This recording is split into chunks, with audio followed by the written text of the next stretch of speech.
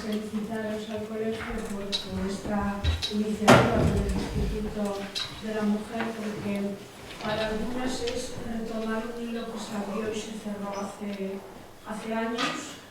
En Gijón pasamos de ser aquella ciudad de los manuales de urbanismo y arquitectura, donde éramos la peor ciudad, la peor edificada de toda Europa y la peor urbanizada, a tratar de darle la vuelta en eso y a tratar de abrir procesos de participación con lo que yo llamo el trípode, un poco la idea de lo que transmitía el trípode de la participación, que es las personas participando, los técnicos asesorando y la parte de representatividad política impulsando eso y escuchando, habiendo reconocimiento mutuo.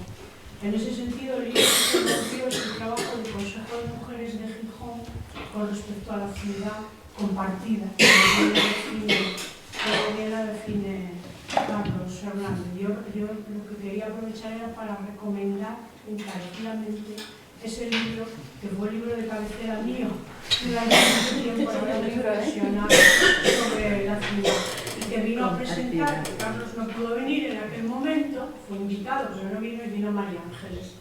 Entonces retomar un poco toda la idea de hacer ciudad desde la participación, desde esa participación real y de interlocución mutua entre la institución y las personas que viven la ciudad, y también de retomar lo que son las claves políticas de hacer urbanismo a favor de las personas en la ciudad. Eso que acabas de mencionar, de ceder suelo público para las cooperativas, y que todo sea un poco más en alquiler y menos en propiedad, que creo que es el grave problema, uno de los graves problemas que tenemos. Y luego pues estar vigilantes también como institución pública y como colegio del cumplimiento de la normativa, del Código Técnico de la Edificación, de todo lo que quiere decir eso de sostenibilidad, de accesibilidad, que seguimos viendo en Gijón que no todos los barrios nuevos que se abren tienen baños accesibles. Todas esas cosas que me parecen tan importantes y que el colegio haya tomado la iniciativa de hacer esto, pues desde luego me parece, os felicito y bueno, me declaro fan pública de Carlos Hernández muchos años, y entonces pues un lujo que hayáis podido estar en los dos. Gracias.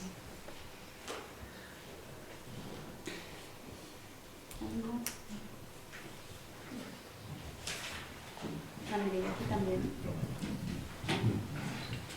Yo quería preguntarte, Aida, respecto a estas casas cooperativas, si igual que has sacado al principio históricamente, ¿no? Esta idea de vivir de forma cooperativa, bueno, en comunidad, digamos, ¿no? Y hablabas de ese papel de las mujeres en las redes, de mantenimiento de la vida cotidiana y demás. Sí, podríamos trasladar esa perspectiva que has nombrado al principio a estas nuevas casas, es decir, qué relaciones de género se construyen a partir de pensar el hogar o habitarlo, o pensar el hogar desde otra perspectiva. Se siguen reproduciendo los mismos modelos de género, se dan la vuelta a esos modelos de género, se generan otras relaciones de sostenibilidad, de sostener la vida de otra manera, o simplemente estamos hablando de una distribución diferente del hogar comunitario, pero se siguen reproduciendo los mismos modelos. Qué buena pregunta. Y aquí, tú querías, y ahora... Aunque se me oye bien, tengo una voz potente, aunque sea mujer. Eso es que tienes autoridad. No lo sé, pero voz tengo. Bueno, y yo me alegro mucho haberos escuchado porque eso me reconcilia con los arquitectos. A lo largo de mi vida he sufrido a los arquitectos tremendamente, y antes que yo muchos, porque han construido los arquitectos muchas viviendas maravillosas imposibles de habitar. Pero yo he sufrido una remodelación de un hospital y la construcción de otro, donde los arquitectos hacían maravillas, pero donde nosotros éramos incapaces de trabajar. Por ejemplo, salas de broncoscopia donde había que entrar como un enfermo en la camilla y resulta que no entraba por la puerta. O por ejemplo, sitios donde los baños no eran accesibles para personas en una silla de ruedas en un departamento de traumatología, etcétera, etcétera. Entonces, bueno, pienso que esto está cambiando, ¿no? No sé lo que va a ser de futura remodelación del Hospital de Caguelles, ni quién la lleva, ni cómo está, pero espero que todas estas teorías están presentes ahí. Que no se piense en qué bonito queda, porque el diseño mata, te pierde, sino qué útil es y qué alegría y qué luz entra en los sitios, porque hemos tenido que trabajar en sitios oscuros, cerrados y sin ventanas en los hospitales. Bueno, pero eso también es diseño, Por supuesto. Y como pequeña vivienda propia también, te cierran toda la vivienda y arriba dejan unos cristales que no hay Dios quien los limpie, claro. Pues imagínate cómo vas a limpiar aquello, porque queda precioso. Entonces, aparte de esto, una de las cosas que me parece importantes es el futuro de lo que son espacios o cooperativas.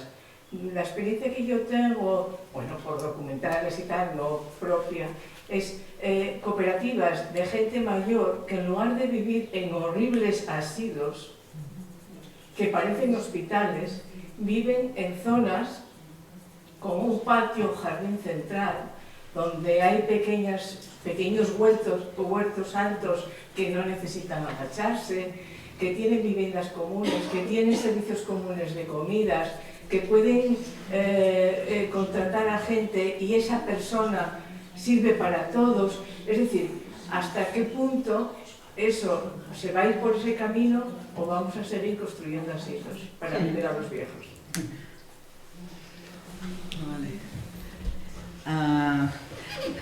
Solo un comentario a la primera intervención, que no era una pregunta, pero que hiciste un comentario que me parece muy pertinente, pero que iría más allá, ¿no? También. O sea, menos propiedad, más alquiler y sobre todo hay que cambiar la ley de la vivienda pública. O sea, el suelo de la vivienda pública no puede cambiar nunca de calificación.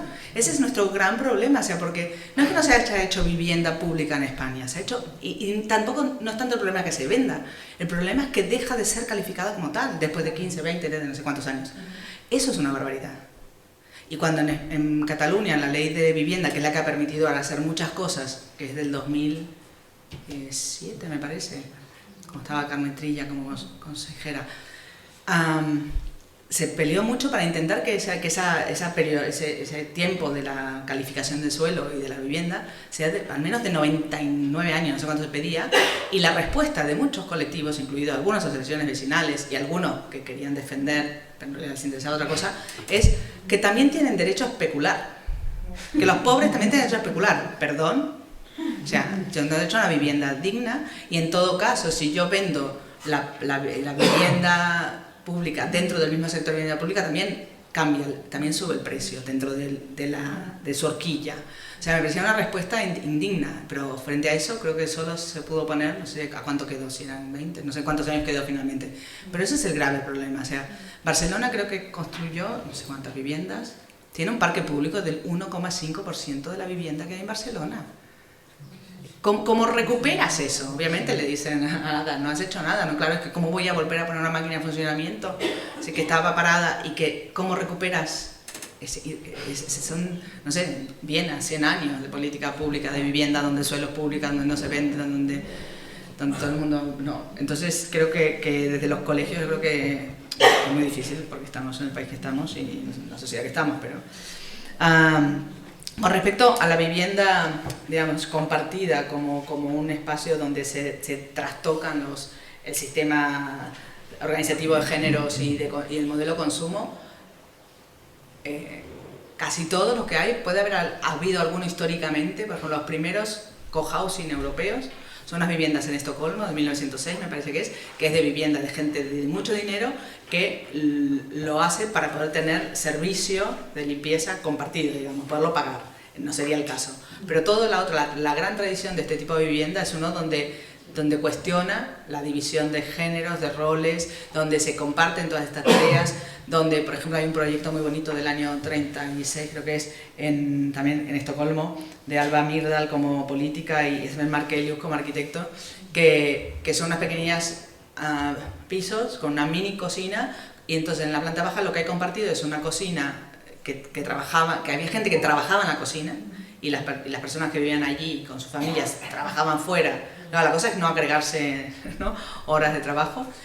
Y luego entonces tenían compartido la cocina, había un comedor, también había un montacargas para la comida si querías comer en tu casa, y después había todo un espacio de crianza, llamaríamos hoy, una especie de ludoteca, y un espacio de dormir los niños en horarios.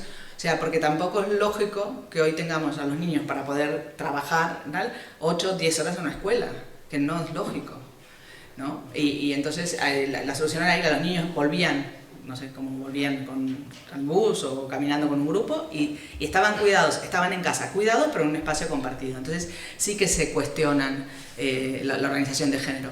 Y en el caso de la borda fue todo un tema también, fue un tema que se discutió mucho, porque al principio, en las primeras reuniones, esas que vimos ahí, los que hablaban eran hombres.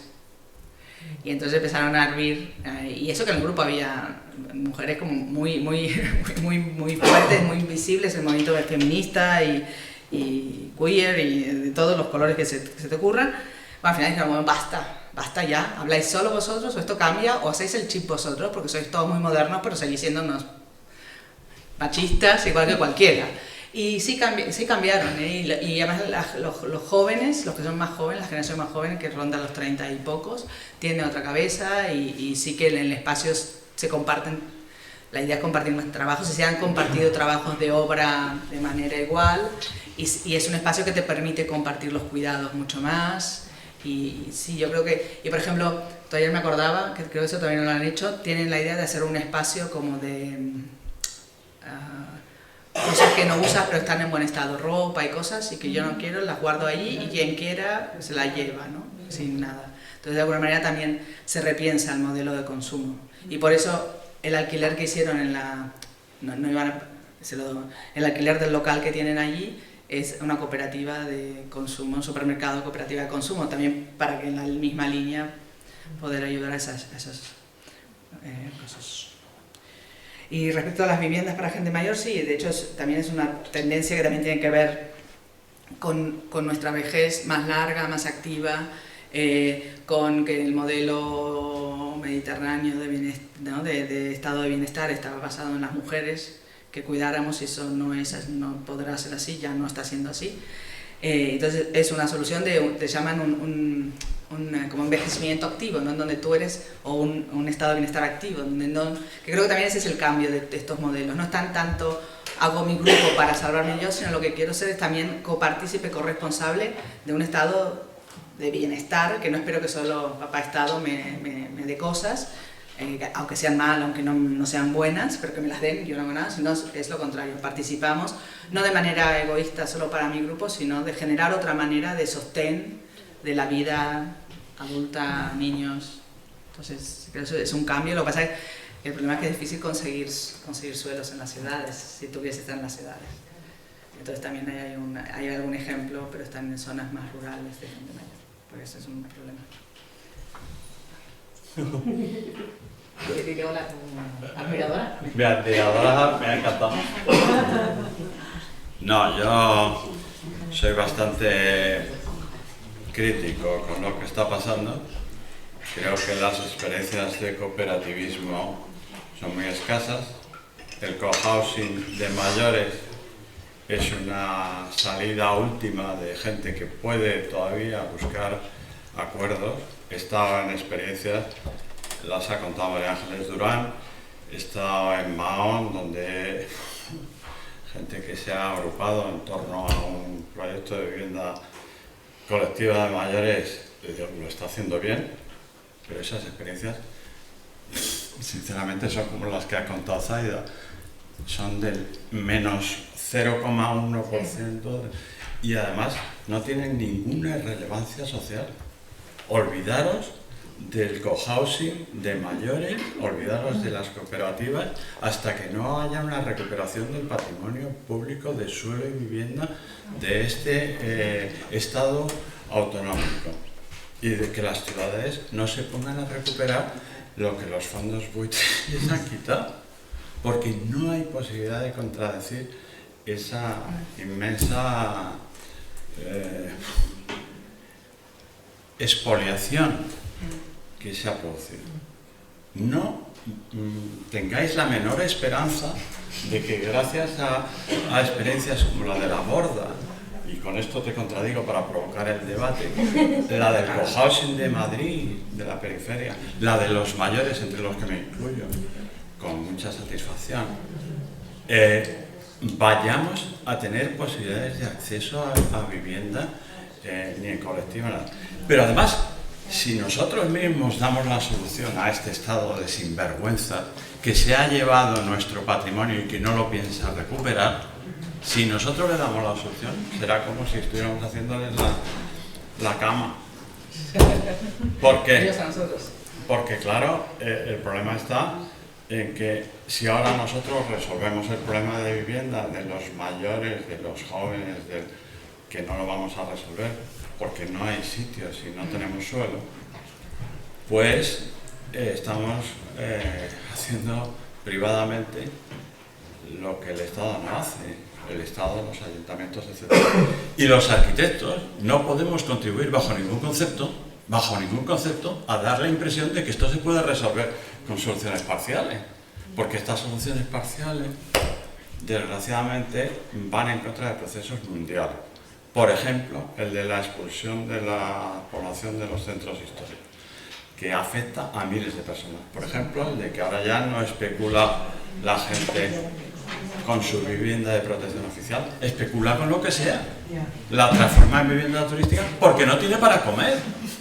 Entonces, mientras que no haya una regulación estatal y una recuperación del patrimonio público de vivienda, yo discrepo completamente de las soluciones particulares, y lo digo con el mayor respeto a todas las que hay. Claro que tenemos buenos ejemplos, claro que hemos copiado de los suecos y de otros, pero eso es un porcentaje que da vergüenza, da vergüenza. Y a los arquitectos nos debería dar vergüenza hacer creer a la gente que se puede resolver la cosa con las cooperativas. No, espera, con las cooperativas, cuando no hay una ley de cooperativas que permita el hacerlo. Y no hay un esfuerzo público para conseguir suelos para cederlos a las cooperativas. Es que es cesión de uso, no es cesión de uso. La cesión de uso es algo, el usufructo en España está absolutamente vetado. Sí, no. Siento ser tan pesimista, pero es que ya soy tan mayor que solo me puedo ir a una cooperativa de cohousing en el hogar de los jubilados. No, bueno, obviamente, o sea, primero no es una variable más de opciones de vivienda que no vas a solucionar, que es un problema mundial, pero, y en este país especialmente agravado, pero no solo en este país, porque los países que fueron bandera de la vivienda social, Suecia, Malmo, acaba de vender no sé cuántos miles de viviendas de alquiler, se acaba de vender a un fondo buitre.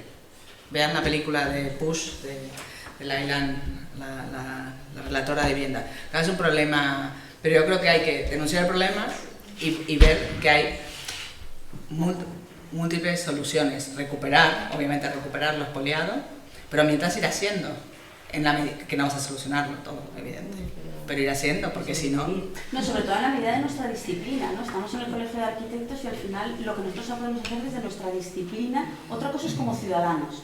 Es verdad que como ciudadanos y ciudadanas podemos salir a la calle, podemos reivindicar y pedir, luchar, pero desde nuestra disciplina lo que tenemos que hablar es desde lo que sabemos hacer, ¿no? Sí, como colectivo tenemos fuerza. La cosa que más me gusta, desde nuestra disciplina, ¿qué podemos hacer? Porque cuando estuvimos hablando del programa Now,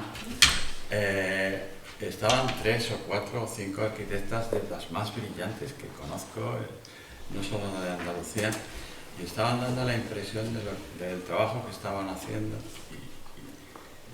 Y es que desde nuestra disciplina no podemos hacer más. Es que no podemos hacer más. Es que tenemos que aceptar que somos componentes de un negocio, de un sector en el cual somos multidisciplinares. Y la gente tiende a pensar que a través del urbanismo se puede cambiar las relaciones de género. Lo siento, pero no. Lo siento, pero no. Y lo digo convencido de que hay que hacer todo lo imposible. No se pueden cambiar desde nuestra disciplina. Tenemos que luchar con sociólogos, con geógrafos, compartir y sobre todo con políticos y tener una visión que no hay. No hay. O habéis oído en las elecciones generales o en las elecciones europeas o en las elecciones autonómicas que haya que recuperar el patrimonio público de vivienda. O que haya que hacer una ley de cooperativas que permita la cesión en uso de locales para las viviendas de la gente que no tiene acceso ninguno. O que haya que hacer una defensa cuando están pidiendo los cretinos estos de Andalucía y de otras partes de España la supresión del término violencia de género, que haya que hacer algún tipo de discriminación a favor de que las mujeres puedan acceder a la vivienda porque no pueden.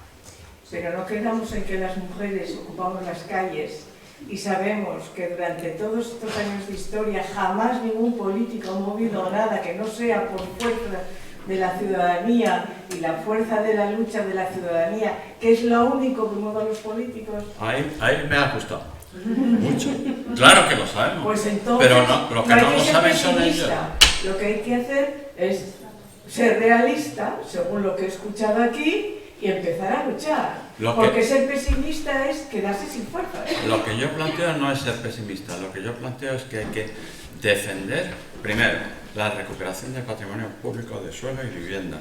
Segundo, una ley general de accesibilidad a la vivienda. Tercero, un cambio de la vivienda turística que permita que la gente no se la expulse porque no puede pagar las rentas que pagan los turistas. Cuarto, una ley de cooperativas que sea más avanzada, de las más avanzadas de Europa y que prime las cooperativas que facilitan el acceso a la vivienda. 5. Una ley de financiación Es que, claro que hay que hacer eso, pero yo no soy político. ¿Qué soy? Bueno, pero... soy un arquitecto pensante. Vale, pues necesitamos arquitectos pensantes para que este movimiento de las mujeres que se adueñan de la calle seamos capaces de cambiar a los políticos. Las mujeres saben lo que quieren. El problema es traducirlo. Es un problema de interpretación. Y es un problema de interpretación en la que los arquitectos yo creo que tenemos un papel fundamental. Más en la interpretación que en el diseño.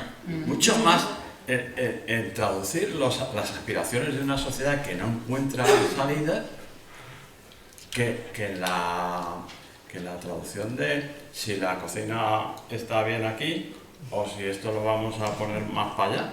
Porque eso no conduce a nada. Yo lo que entiendo es que el arquitecto debe dar razones y argumentos a la ciudadanía para que esas reivindicaciones tengan una base técnica y adecuada, ¿no? Hay una frase que yo siempre repito y la repetiré muchas veces, que está en el libro que me elogia, que es de Denise Scott Brown, la mujer de Venturi, la famosa excluida de los premios Pritzker. Y es que ella siempre empieza sus afirmaciones diciendo: nosotros o nosotras, como arquitectas, tenemos que convencer. Claro, es que nosotros como arquitectos no tenemos que hacer lo que está haciendo todo el sistema, que es reproducirse, sino cambiarlo. Eso es lo que para mí era el ideal de los arquitectos. No es el ideal que ha sido, porque los arquitectos, por ejemplo, perdonad que me enrolle, en el tema del cambio climático teníamos que estar a la cabeza, porque sabemos lo que causa, el efecto que causa nuestra construcción insostenible. Que el sistema español sea uno de los más insostenibles de la construcción de Europa es que da vergüenza. Que la gente tenga pobreza energética y no pueda pagar como ha expuesto Zaida, su calefacción o su aire acondicionado, es tremendo. ¿Y hasta cuándo vamos a aguantar eso? Mientras tanto sube la vivienda turística, sube el expolio de los alquileres y la gente joven, ¿de qué va a vivir? ¿Van a vivir que en el cohousing con los mayorcitos? La propaganda ha sido muy eficaz, Carlos. Ya. Pero es que hay que contradecir la propaganda. Ya, ya. Y estas sesiones, a mí lo que más me gusta de esta sesión de Gijón es que venimos a criticar. No, totalmente de acuerdo en que, y ya lo avanzó antes Zaida y ahora lo estás diciendo tú, los arquitectos somos clave, una rótula importantísima entre la sociedad y nuestros representantes públicos, interpretando las necesidades ciudadanas y las demandas ciudadanas y transformándolas en estrategias propositivas para nuestros representantes públicos para que las lleven a cabo. Eso es clave. No solo nosotros y otras muchas disciplinas como un conjunto de interdisciplinaridad para transformar nuestras ciudades. Y precisamente por eso, y un poco contestándole a ella, perdón, no sé cómo te llamas, Teresa, yo también quiero romper una lanza un poco por el ejemplo que has puesto de la puerta y de tal, ¿no? Es decir, los arquitectos trabajamos en la disciplina de construir la ciudad, construirnos ciudades a través de la arquitectura, y lo mismo que construimos ciudades, hasta diseñamos, podemos llegar a diseñar el pomo de una puerta, ¿no? Entonces, en lo que es la construcción de un hospital y la complejidad que tiene la construcción de un hospital, quedarnos solo, que es verdad que eso es el día a día de lo que sufrís los trabajadores, entiendo, ¿no? De un hospital porque una puerta no cumple con unas determinadas medidas, que es verdad que es muy incómodo en el día a día, pero yo creo que es una crítica en cierto modo injusta, ¿no? Por la complejidad que supone la construcción de todo un hospital y pensar solo en el último detalle que no funciona, que además eso tiene un arreglo fácil, porque al final es hacer una puerta más grande o hacer una circulación más grande, ¿no? Es lo mismo hacer un símil sanitario, pensar que si te hacen una operación a corazón abierto te queda una pequeña cicatriz y te estás quejando toda la vida de la cicatriz en lugar de estar dando gracias por la operación a corazón abierto que te han hecho. Entonces, bueno, que pongamos todo en la medida y en la escala de lo que son las cosas, ¿no? No, pero yo creo que es importante. Pero es verdad que muchas veces se ha hecho arquitectura sin tener en cuenta a los usuarios. Pero el hospital no es funcional, porque si un paciente traumatológico no puede entrar al baño, si para hacerle una prueba tienes que pasarlo de una camilla a otra, que decir, al final diríamos que es poco funcional, que no se arregla, porque nada más acabar el hospital empiezan las obras. Yo creo que, yo creo que ella ha sido muy valiente en este entorno a hacer una crítica directa a una solución que si uno averigua qué ha pasado, no sé qué. Pero como profesión, a mí también me ha pasado con mis compañeros, cuando yo decía, no, en clase de urbanismo, criticar alguna cosa urbana, no, porque esto lo ha hecho alguno de nosotros, por eso mismo. O sea, el territorio que tenemos lo hemos hecho nosotros y está muy mal hecho. Y entonces, hemos hecho desastres. Ya no solo construimos mal, urbanizamos peor. Porque un edificio tiene una vida corta. El urbanismo que hemos hecho, que se ha hecho en este país, con toda ha sido terrible. ¿Qué estamos haciendo? Sí. Bueno, la crisis es el único bueno que ha parado, pero ha parado por crisis, no porque se repiense. Y el problema es cómo llegas, o sea, que quién llega a hablar con los que... Si tú llegas a hablar con un alcalde o una alcaldesa, pero las alcaldes y las alcaldesas están entre la espada y la pared, porque la presión de las alcaldesas y los alcaldes es tan terrible y la poca capacidad por la ley Montoro de actuar es tan terrible que los que quieren hacer algo se los comen los de arriba y los de abajo porque no hay por dónde salir, ¿no? Y sin embargo, los que tienen que hacer esas leyes que tú dices son los señores que están en el Parlamento, que no se enteran de nada. Bueno, ahora tenemos el Parlamento con más mujeres de la historia, o uno de los mayores parlamentos con más mujeres. Hay que exigirles a las mujeres que se comporten con arreglo a los intereses de su género. Bueno, yo quería sumarme al apoyo al Club de Fans de todos los conferenciantes y les agradezco mucho que hoy estén con nosotros. Y quería hacer una reflexión un poco cínica con respecto a la participación ciudadana en la toma de decisiones que afectan al urbanismo. Hace 3 semanas salió una noticia en la prensa asturiana de que hay más perros que niños entre 0 y 20 años en Asturias. Y es que mi reflexión, que es tremenda, ¿eh? Es tremenda. Sí. Ciudad de España con más número de perros censados. De perros censados, o sea, es una cosa tremenda. 50.000 en Gijón. Hay más perros que niños. Hombre, somos 250.000 ¿Qué habitantes y 50.000 en el perros. futuro? Vamos a ver, ¿qué juegos infantiles? Es que igual lo que estás pensando en gallos para perros. Ya tenemos una playa para perros, pues. No sé. No, bueno, que los animales, hay que pensar como dice Yayo Herrero, ¿no? Somos interdependientes y ecodependientes y Yayo Herrero o Alicia Puleo somos unos animales más que los seres humanos y hay otros animales, ¿no? Hasta aquí de acuerdo. Ahora después, frente al exagerado cuidado, no sé cómo decirlo, como las exigencias respecto a los perros es muy fuerte. Es muy fuerte porque a la vez se corresponde a una falta de responsabilidad, pero sí, también nosotros en Santa Coloma creo que 17.000 habitantes, hay 20.000 perros, algo así. No sé cuánto, hay muchísimos perros. En Barcelona hay creo que también, no sé cuántos, 4 cada 10, no sé, muchísimo. Porque, bueno, claro, es que no tenemos hijos. El problema es que no tenemos hijos, porque no podemos tener hijos. Al perro al final, por mucho que lo cuide como un bebé, ¿no? Y lo dejas ahí y le pones el agua y te vas. Pero a un niño no puedes hacer eso. El perro vive menos que nosotros, etcétera, etcétera. Pero es preocupante. Bueno, entiendo que no tenéis perro, ¿no? Entiendo que no tenéis Tengo 3 hijos. No, pero nada contra quien tenga perro, no me parece, pero creo que habla de... Nos habla de otras tener cosas. un perro no es echarle agua y dejarlo No, ya sé ahí. que no. Exageré. Hombre, pero comparado con... Exageré, pero comparado con un niño... Yo, con meterme con los arquitectos tengo suficiente. Entrar en el tema de los perros va a ser durísimo. Porque los perros, que son amigos naturales... Dejarás de criticar a los del otro lado. Ah, Ahora ya no nos podemos meter con los alcaldes. no, es que tenemos que meternos más con los alcaldes. Y No, con sí, los sí, sí. alcaldes es una obligación moral. Bueno, pues damos por finalizada esta jornada de hoy y tenemos abajo un picoteo, ¿eh? Por favor, quien no haya firmado, que firme. Gracias. Pues nada, yo.